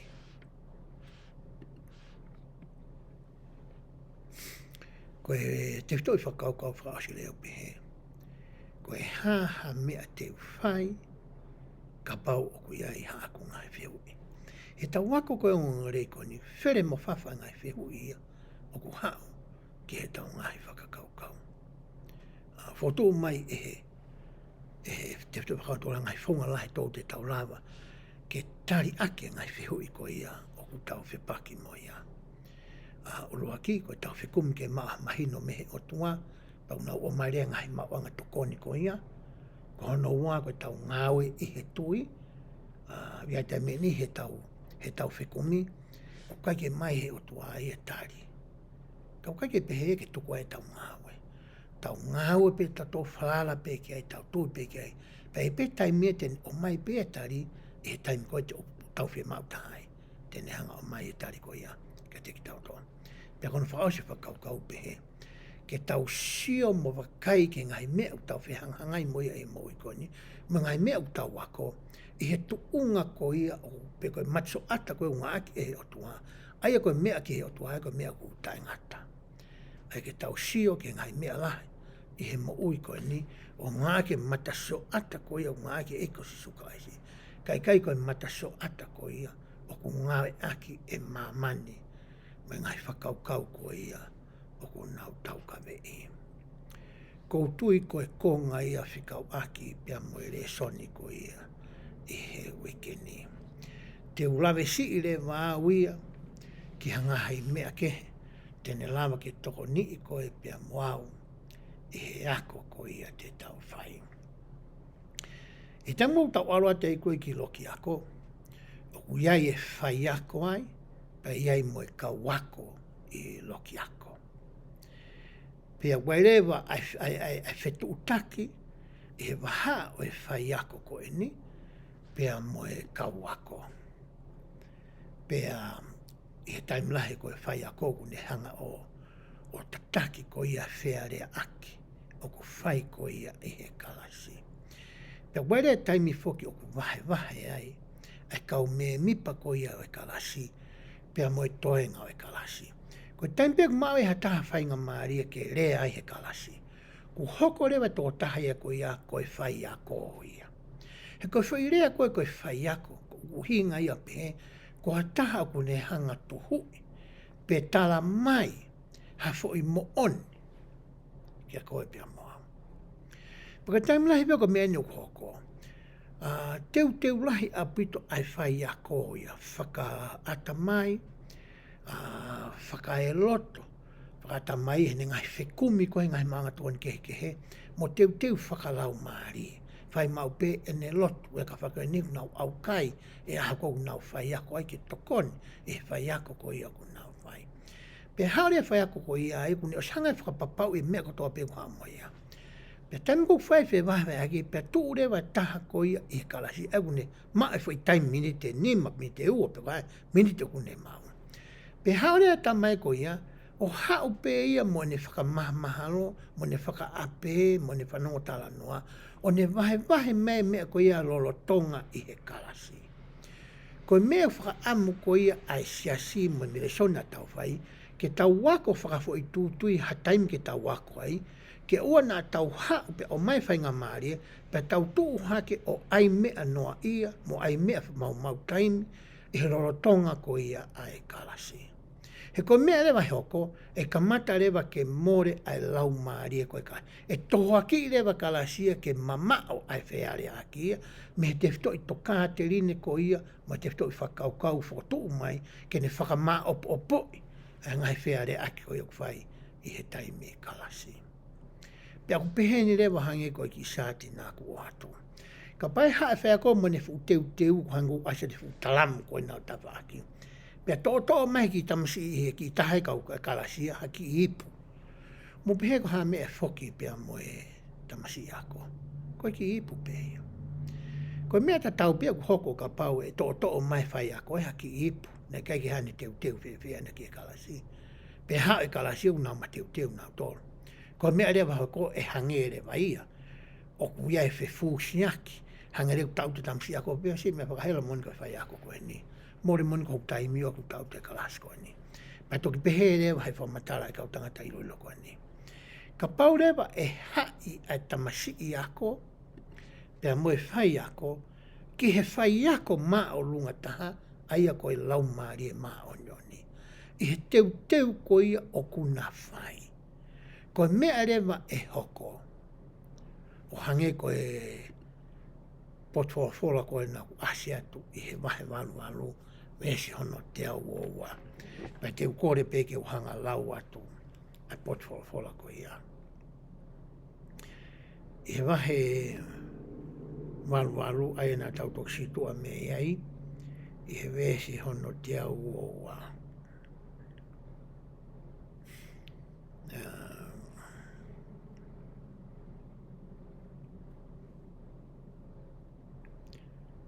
Ia wahe walu, o alo ke vai te o wa, tako ke wahe walu.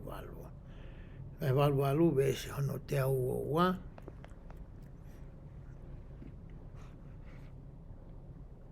Teu tuku ia pehe telefoni ke tau sio kia pehe ai. Mo whiri a teki mo tolu hawhai ako. Pea oua tuku ke rea whakataha kotoa, kai tuku ke rea pe ha tokotaha, pea tuku ke whanongo kotoa pe ai kalasi, pe ko hai pe ki he loki ako ko ia, ki he rea ai tama ko ia, pe ko e whai ako, pe ko hataha i he kalasi, ki he ne ngahi rea. Koe uhi ka osi rea kotoa pe, ke whakamama i kotoa pe, pea ke mau he tangata kotoa pe, ai whainga maari e tatamu. Koe whakaamu ia koe ai whakahinohino na e whai ki e parafita ko sosamita. E tamu taua ki e ngai kalasi. E rea whai ako e whanongo kotoa. Pea ka pau te tau hai kotoa ki tau tolu ki he lau maari e maonioni. E ngai teu koe nā tau whai. Koe mea reu whai, o lawa rewa ke te hiki hake, whakafoi tui ki tau tolu, e taimi ko ia tau alo ai, ki he ngahi kalasi. I tau hoko ko ia koe tō taha ko ia o ku kau i he kalasta i tahu tau alo ki ai. Koe whihu i koe tonu ke whai ki a koe. Koe hae whahinga teu te ke lava ke whai. Ke lava e whai a ko o whakahā mai ki a koe, ha ngai whakakau fo au, pe ko ngai tefto i mo oni, tene lava ke toko ni i koe ke toi tonu ange aho o wakai, aho o sio, i he ngahi mea ku hoko ki a te koe pe whepaki moho mo ui, i ho mo ui whaka aho. Ko me eu to tonu ke whakakau ki ai, e tani ko toa peu ke mea atu ko ia ki he kalasi. Te ulawe hene o whikau aki ko ia mo e whai ako. Hango mena ulawe ke nei ko e uhinga whirea whai ko hataha ku nei hanga o tala, pe tuhui a e kalasi pe ko hataha ke ki ha mo oni, pe ko whaahinga toka te rini, pe ko whaahinga konaki, pe ko whaahinga ulunganga. O hao foke whirea ko ia ko tau ke ni, o me whirea ko no na kainga mo rea ko whai ako, pe o hanga he whai ako o whakawhawhongai a sisu kalaisi. Pe ku hanga e he whai ako o toko ni ai kau ako, o ako i ka teki nao tolu hangahi mo oni, tene lava ke teho aki i ai ki nao tolu, ki he eiki ko ia, ko sisu kalaisi. Pe au pehe whoke kau whai ako le leitaha, ko ha kau tangata na wako mo oni ai wholawhonga. He koe whai ako le leitaha, koe kau tangata mai kau whiwhine, na wako mo oni, pe koe kau wako mo oni ai wholawhonga i he taimilahi. Ka pau te ke whatonga i he taimi ku ke whaamea atua i ke kalasi. Wahani ihi ai unau whahanga whahanga i tānaki. Mo ngai whakamatala i he kalasi. Me tamu tau siwai ke nihi ko ni, tau ilo toko nihi ko ni ia. Nā nau whakamoreki pia nau kei hoko atu, hano whakamoreki ai taimilahi. Ki hono ako mo no whakatotolo, ai wholawhola ke whakapapau. Oku mo oni ai mea ko ia. Oku nā wako i. O hange ko i o tala noa ki ai. Ai ngai mea koe ni. Te utoto mea lahat pe ko hi koe tau taimi.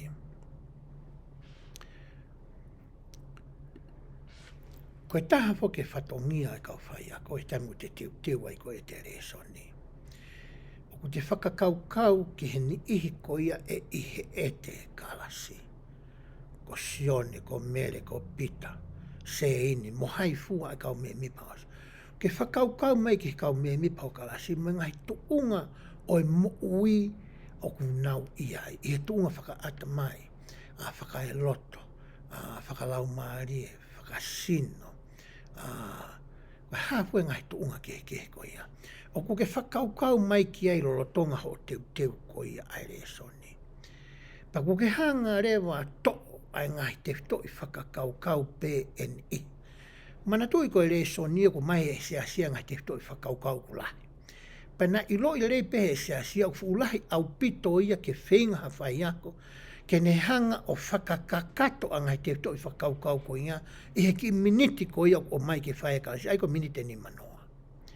I lo le pehe se asia, ko mena na o mai ke lahi, ke tamiko ke sio ke ngai te toi whakakaukau, pa ke sio loto mai ke kakai ko a manake ke akoi.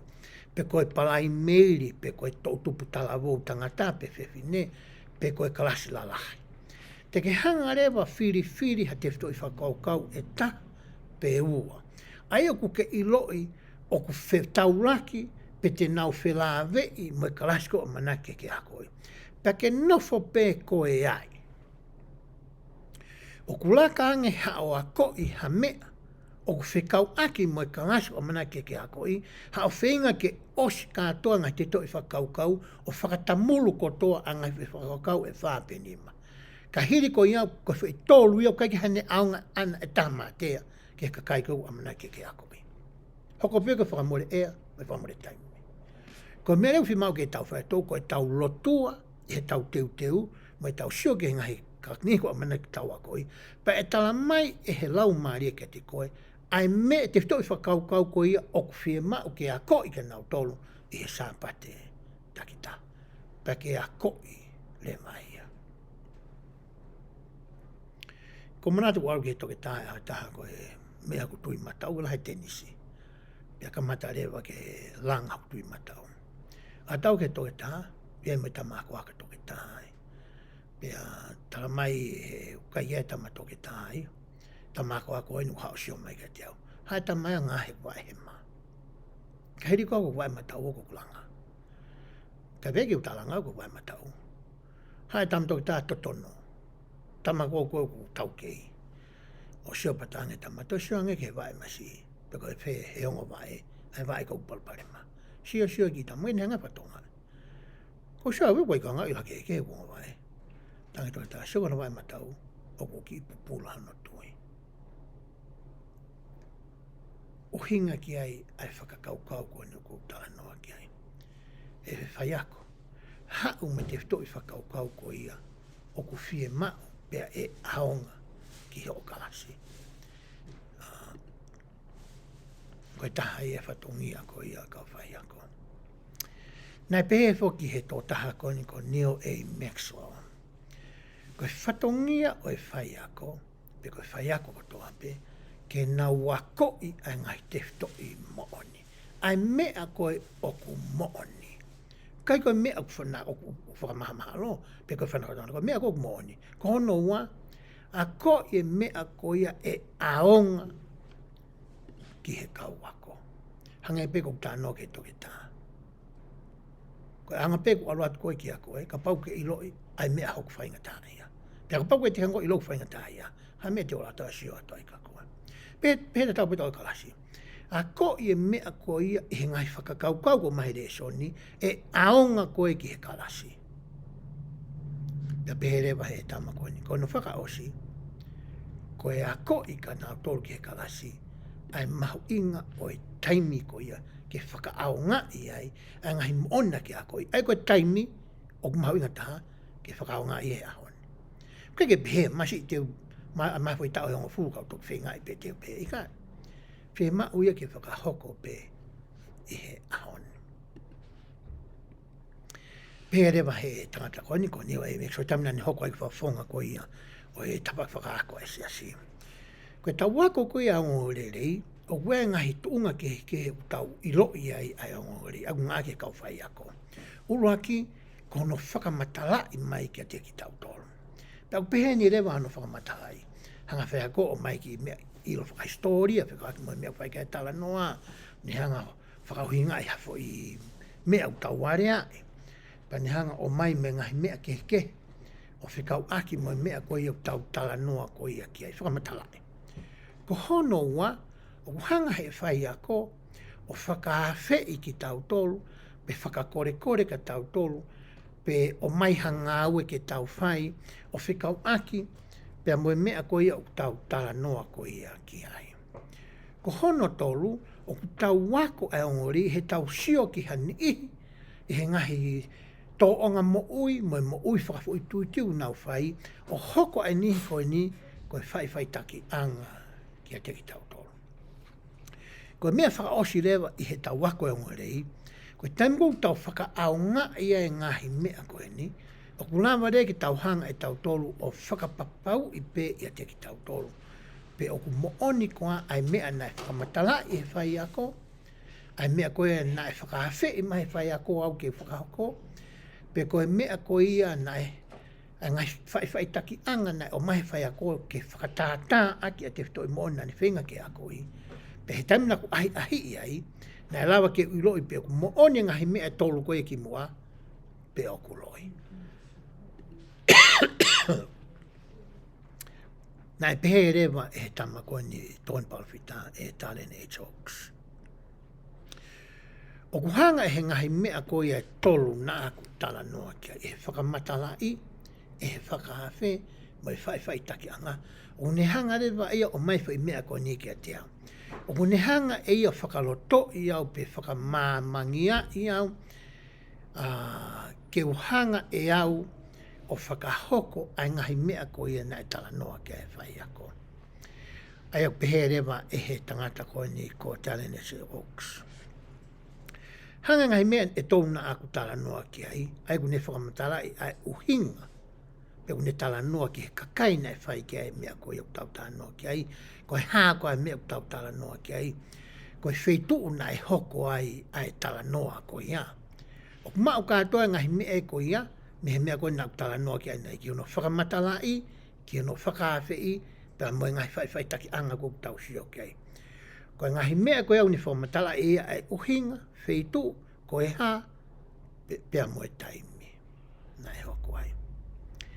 Hangarewa e nau tōlu o mai a whakakaukau koe ni, pia whakotuu mai ki o tauloto, ai mea koe na tala noa ki ai, Talene Oaks. O kune hanga e ia ka whirewa Britania ko empower. Kune hanga e ia whakaiwia koe. Hanga e fwoi mea koe ai whaunga koe ia, o mai koe ke tau hanga whakapapau ia ki pe mo oni ngahi mea koe na tau lawe ki ane nai. Pe he tau iloi koe ku mo oni, o hanga rewa e he mo oni koe ia o whakaiwia ki tau tolo. Ne hanga whakaloto lahi i ki tau tolo. Ne hanga whakamamangia i ki tau tolo. Koe FATONGIA ia o e whai ako, e he taimi ko u tau aro atu ai koe ia ki he kalasi. Ke nau hanga toko ni, pe inspire tau tolo, whakaloto lahi i tau tolo, whakamamangia i tau tolo. Whinga ke mawhana ho tau loto. Ke tau hanga whakahoko ai whaunga ko ia, i he tau mo'o i ke tau ahi, ko hinga ke tau ilo i ai, ko mea ko ia ku mo'oni, ne whakaiwia mo whakamawhai. Whakamawhai ka teki tau tolo ai mo'oni o e ngahi mea ko ia. Koe tō taha a kōre mai te utala noa ki ai. Koe FATONGIA o ki tau tolo ko ia u tau wako, ke tau whekumi, ke tau whakasio, tau hakure, tau sio ke ngahi mea ke heke, ke tau ilo ai ai moni. Oua na ia taimi te tau whakawhalala, ki he mea koe whakamahamahalo. Te ulawe hewa heni ke whaosa ke tau tānoe hao ni, ke he ngahi mau anga tokoni kehe. Te tau lama ke whakaao ngai, i he e tau wako ko ia ai fuakawa fuau. I he tau ko ni kahoko mai. Pea wanga pehene ngahi mau anga tokoni ko ni. Oku iai ai epi oku ui ko Scripture Plus. Pea te uhanga pe o whakahinhino atu. Ai epi ko ni te oa te ku telefoni. Koe ku telefoni e na aku, e ne tu atu koe na ke mea mai ki ai. Koe ki whatata koe na o iai ki tohi tapu mai ki plus koe i olonga. Koe maua toko ni a taha e na e o mai a me BYU o problem. Ko kui ko Scripture Plus. Pa ko holo mi pe koe Scripture Plus, koe mi ani koe te ke sio koe ki ai. E holo mi ia. Koe ki ofa beko ke sio de rei ki ai. O ku asi ai te ulawa pe ke uhanga e au o seti e anga koia e kuako koia e whakawa whaou ki e tau ni, hange koe ni. Koe whakawa whaou, ko kulomi pe whakawa whaou, ku asi mai le mai Tisema aho waono, aho wafitu koe aho ni e. Nā totonu ke ukamata au ke urau ai Tisema aho waono, ai ngahi mea koe ni, oku o mai koe ni. Ko me koe ni, kau tiau ko mena mai ka aho waono ke urau e. Aini. Aia koe wahe walo. Aho wafitu, te ulo mea hawina mea tonu ke urau e aho wafitu, koe ahoni, te urau e ngahi mea koe ni. Aho wahiwa, te urau e ngahi mea koe ni. Koe hangai fo tutu au ke urau. Ka pare ko whima au ke wako pe e au ai wholafola. Te ulo mi pe ako, asi mai he ai tohi heni, ai te uaru ki he tohi, i olonga koe, te uaru rewa ki he whakawa whaou. Pea ko kulomi pea mātiu, ka pau ko roto ke waka mātiu, wahe uruaki, pea ulomi e wahe uruaki, koe mea ina ko sio ki ai. Ne tala mai rewa ngahi wesko ni ko tohi hoko, pea i lalo rewa ai, o kia ngahi wii tio ke he e tolu. Ai wasko ni uruat ko whi wii tio ko ni, te ulomi e ki whaikonga no asai ki māma, te ai mo whakamatala ia whikau aki, pia mo ngahi vesi ko o ko rau. Koe mawanga tokoni ia, ai ni ko kui ko ni ko scripture plus ko ni nā kutala noa ki ai. O kuia rea me mawanga tokoni ke he konu asi atu ko ni koutu ia he kai ke uto e lawe ato ki ai. Te ke lawa pe ko sio ke ngai mawanga tokoni ko e ni, pea mahau ke mawanga tokoni pe te o la whaka ia te telefoni, ai mawanga tokoni ko ia tau ilo i ko ia ko e laiperi. Ai a te whoki ki tua, ai koe laiperi e nu hau koe ni, koe mawanga tokoni e ni laiperi. Pea o kui kai ke ase mawanga tokoni e koe ni i he rea whakatonga, ka te uhanga o ai atu i he rea whakapiritania. Pā te au ki rea whakapiritania, te walu ki he ko laiperi ki mua. Pau te mausio mai ke mea wasa tai koe books and lessons. Ka kula mi i koe ia, o ne aure vau ki ngai whetu ke koe ni. Ka maa toko ni ua koe seminary, pia mo institute. Ka pau te uromi e institute, ase maria ngai tohi ke he ai. Aia ngai tohi ke koe ni whakamotua mai apua. Ase mai whakawa fo o wai, tohi rea soni ke whai ako, moi tohi rea soni ke tamsi ako. Te uromi e tohi rea soni tamsi ako, ase mai me koe ni mātiu wahe uruaki ke wahe ono wha. Ko uromi ko ia, o iai reki whakamatala ai o pehe mai. Koe hae uhinga o ko wako ai tohi ko ia mātiu. Pea hoko atu. Eke mai ko haina ne tohi e tohi a mātiu. Matina tau tā no ki mua ke mea kui ko context. Pe ko haki whamatala whaka historia. Pea ono ko. Ko whe taimo e whe tu, na hiki e tohi ko ia mātiu. Pea hauka ke wesa hoko o pea mai. Nei hanga e mātiu whakahoko ai tohi koe ni. Koe hae uhinga, ko hae whahinga kakai, nei tohi ke a mātiu, mo uhinga o e tohi a mātiu ke kakai ko ia. Whamatala rewa, ai mea tari ke whiui ko ia. Toki au maria ke pea mai, koe hae rewa ngahi mea, ngahi tuunga kehe o e tohi ko ia mātiu, tari atu ia ai. Pea osat ko ia, te osa holau e ngahi mea ko ia, pea hoko maria ke mātiu bahura ke vai wha.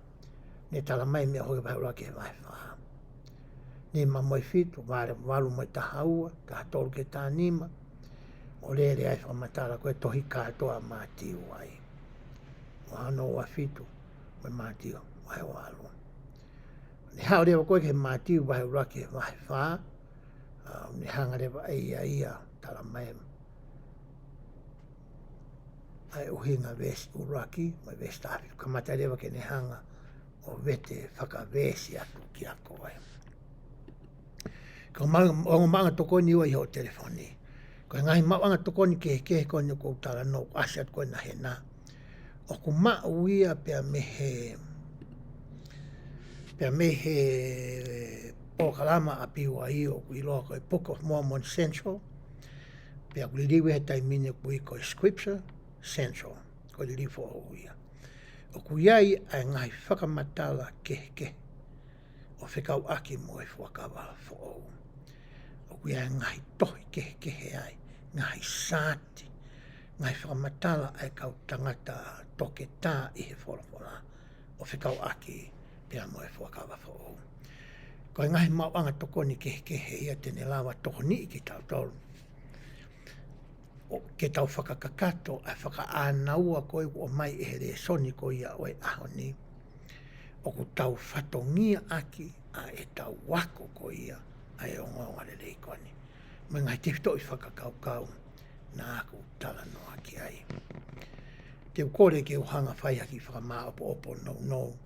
O whikaaki mai mea nā tau tala noa ki ai aho ni. Tau tāno e hana whikau aki pia moe siasi, pia moe whamiri, pia mo koe, pia mo au. Pai moe anga e na whetu utaki. Moe anga e na whengawe aki. Moe na whetokoni aki. Pia tau tala noa e pehe mai ai. Koe tau res, koe tau tohi wholofola ki he tau ni koe fuakawa whokau. ki ke tau ilo I ko ia pe mahina ka tau tua whakawhu, pau pe ke tau whamoreki ho tau taimi. He kai ke pehe ia ke tae whamoreki ho taimi, ka pau ke fie ilo mo oni ki ai. Whamoreki ho taimi, ake ho taimi te plei ha aha taimi whaka ke ako ai ai wholofola. Pe tau tala noa re ke ngai whetu ke, tene toko ni I ki tau tolu I he tau wako. Me ngai mawanga tokoni ko e nā aku la me ki ai. Ko hinga ke tau hanga whakawhai ke a me o ku mooni, pia me whakamaha mahalo, mo e whanau o tala noa. Ke tau I lo I le rei hono ke he, I he whekumi ko e u tau whai. Pe ko whakaosi ko ia o mea te tau wako ki ai he tau ni. I kai ke ngata he tau hanga ako ke I lo I angai te whito I toka te rine, angai te whito I mooni, angai ulu nganga mo e toonga mo ui o ku tala noa ke ai ki, e tau koen te tau whanonga ke he tau kuosi. Ka tau tue hanga whakasio siu I he mo ui ai ki, mo tau ngahi kau ngā api, mo tau ngahi whamiri, mo tau ngahi kau ngā mea. Ke tau siu ai pe waha niku nau hanga o mo ui aki, angahi ako na ko ia, mangahi to onga ko ia. Pa tau hanga rewa o whakaata ia e tau mo ui, ki he mo ui ani ko ia. Pa tau siu re o pehe, ko whaia hae mea whi mau ke whai. Ko hae whai ngā ririu whi mau ke whai. Ko hae whai ngā whakalahi whi mau ke whai. Ko hinga ke uhanga ahi ia te aupe, ke u whakapapau ia te aupe, ke u whakamoni o ku mooni ai ngai mea koe ni. Pe taim koe te tau whakahoko ai ngai mea koe ni, te tau hoko rewa koe e a konga mooni a kalaisi. He ko kalaisi, ko ia koe hala, mo e mooni, mo e mooi. Ofa ke tāpo kina ki mautoru e he otunga. Whakalahi atu ai whainga maarie I ho taimi. Ke ako ai a ene whola. Pe whakamamangia I ho atamai. Pe oatka te ko hapoto moa ilo. Ke mahi no I aki a mea ku ke ako. Pe ke lotua, ki mua ke whai ho ako, mo hiri ho ako, ke hanga e he lau maari o whaino I no I koe, e mea ko ia o ku ke ako. Ke lawai ke hoko, ko hatoko taha ako lelei, ke hoko ko ha whai ako lelei, ke mo whetoko ni aki, e taimi ko i au ta wako ai ngahi le soni ko ni. Ko e kore mo whamoni o ko uatu ka teki mautoro. Ka pau ku ke loto ke hanga I loi ai mooni o e siasi ko ni. Mo mea ko i au mooni, ko pau ke whakamoreki ko e patafi I a pupu, mo e kakawa. Ko pau ke a pongpongi a koe. Ko pau ke taimi ke whamoreki.